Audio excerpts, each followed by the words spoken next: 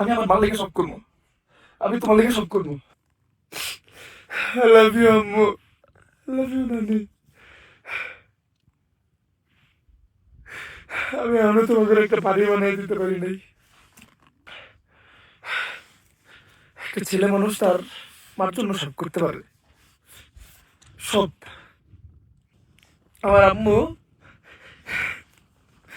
আব্বু ছিল না, একা দুনিয়ার সাথে লড়াই করে গার্মেন্টসে চাকরি করে আমার মানুষ করছে। তো হালকা ওয়াশ হৃদয়, বউ ব্যবসা ভালো না সেলুন ব্যবসা ভালো? বউ ব্যবসা ভালো, সেলুন ব্যবসা ভালো, কিন্তু তার চেয়ে জঘন্য ব্যবসা হচ্ছে মা ব্যবসা। মা ব্যবসা মানে কি? যে হ্যাঁ। ওমর মারে নিয়ে ভিডিও করে এটা দেখে বললে নাকি? আরে না না না রে ভাই, সবার ভিডিও সামনে আসে, কম বেশ সবার ভিডিও দেখি, তো আমি এটা আসলে কাউরে মিন করি কই নাই। মা ব্যবসায়ী, মা ব্যবসায়ী, মা ব্যবসায়ী, মা ব্যবসায়ী, মা ব্যবসায়ী, মা ব্যবসায়ী, মা ব্যবসায়ী, যেদিকে যাই সেদিকে শুধু শুধু মা ব্যবসায়ী। তোমার কিছু বলার নাই। তুমিও ভিউর জন্য মানুষে যারে পারো তারে রুস্ট করছো, এবং তোমার রুস্ট করতেছে। দেখো এবার কেমন লাগে।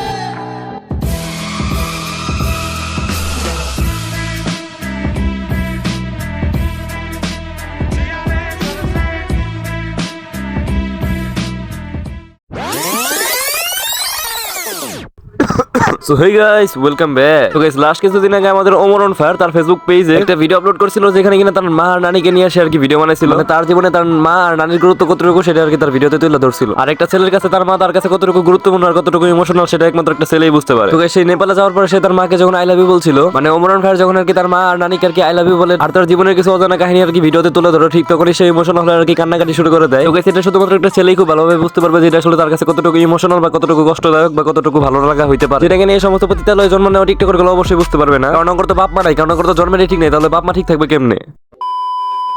আমি বলে কইছি উমর ভাইয়ে মারে লই ভিডিও বানায় ভিউ কামায়, আল্লাহর কসম করি কইছি এই কথা আমি উমর ভাইয়ের কইনো। ভিডিওটার মাঝে আমি কিতা কইছি আনার অল্প কদ্দুর শুনেন।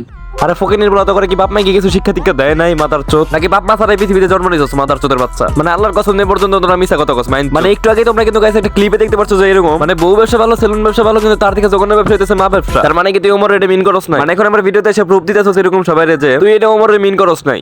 মা ব্যবসা মানে কি? যে হ্যাঁ। ওমর মারে নিয়ে ভিডিও করে এটা দেখে বললে নাকি? আরে না না না রে ভাই, সবার ভিডিও সামনে আসে, কম বেশ সবার ভিডিও দেখি, তো আমি এটা আসলে কাউরে মিন করি কই নাই, তবে যেটা দেখছি এটা মনে মনে আছে, বুঝো নাই?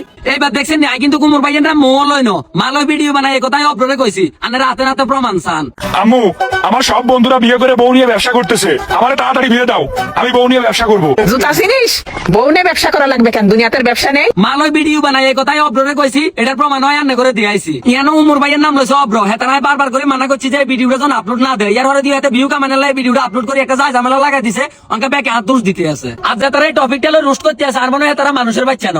যদি তারা মানুষের বাচ্চা হইতো তাহলে হুরাটা ভিডিও চাই, হুরা কথা বুঝি ইয়ার যদি রোস্ট করলো, শুধু শুধু অল্প একটু কথা রোস্ট করি ব্যাকে সোয়ারে কালার খাবাইতে আছে। তো এখন আমার কথা হইলো মাদার চোদ, তোর যদি মা ব্যবসা নিয়ে যদি কোনো প্রকার কথা বলার যদি ইচ্ছাই না থাকতো, তোর অনিচ্ছাকৃত ভাবে তোর সামনে তোর ক্যামেরা নিয়ে তোর প্রশ্ন করতে পারতো না, তাই না? তাও না হয় বুঝলাম যে তুই ওর ভিডিওটা পোস্ট করতে মানা করছিলি, তাহলে এই সমস্ত বিষয় তো তুই ওর কমেন্ট বক্সে যেতে বলতে পারতি, বা এই সমস্ত বিষয় নিয়ে রোস্টার আগত তুই সবাই বলতে পারতি ভিডিও বানায়, তাই না? কিন্তু তুই তা না করে পড়তে রোস্টারে তুই কি বললি? আর যে তারা এই টপিকটা রোস্ট করতে আছে, আর মনে হয় তারা মানুষের বাচ্চা ন।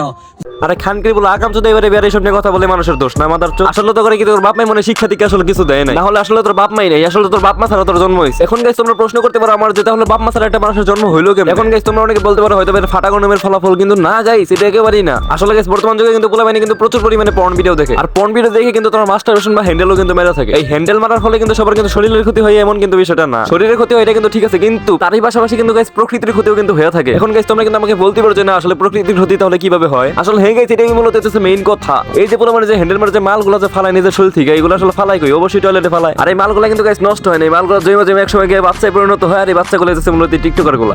তো গাইস তার মানে বুঝতে পারতেছে এদের পতিতালয়ে জন্ম হয় না, ফাটা গণমের ফলে এদের জন্ম হয় না, এদের জন্ম হয়েছে মূলত টয়লেটে। তো গাইস টয়লেটে জন্ম হওয়ার কারণে কিন্তু মূলত এদের মাথায় ব্রেনের বদলে গু হইছে, কারণ একমাত্র জন্মগতভাবে মাথায় যদি গু থাকে তাহলে কিন্তু এই সমস্ত উল্টাপাল্টা কাজকর্ম করা যায় টিকটকে আইসা। মানে এরা এদের ভিডিওতে এক এক সময় কি বলতেছে না বলতেছে তার কোনো কিছু ঠিক নেই, কোনো কিছু ভ্যালুয়েশন কিছু নাই, কারণ এদের কথাবার্তা ঠিক থাকবো কেমনি? কারণ এদের জন্মটাই তো হয়েছে টয়লেটে।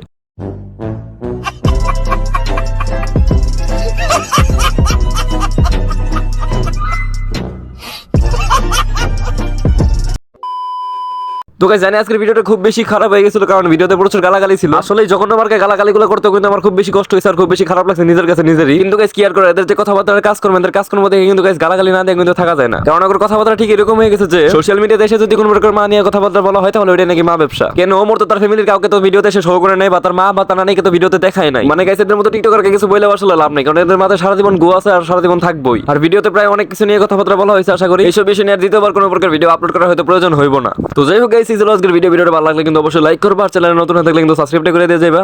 তো টাটা বাই বাই, দেখা হবে নেক্সট ভিডিওতে। আসসালামু আলাইকুম, আল্লাহ হাফেজ।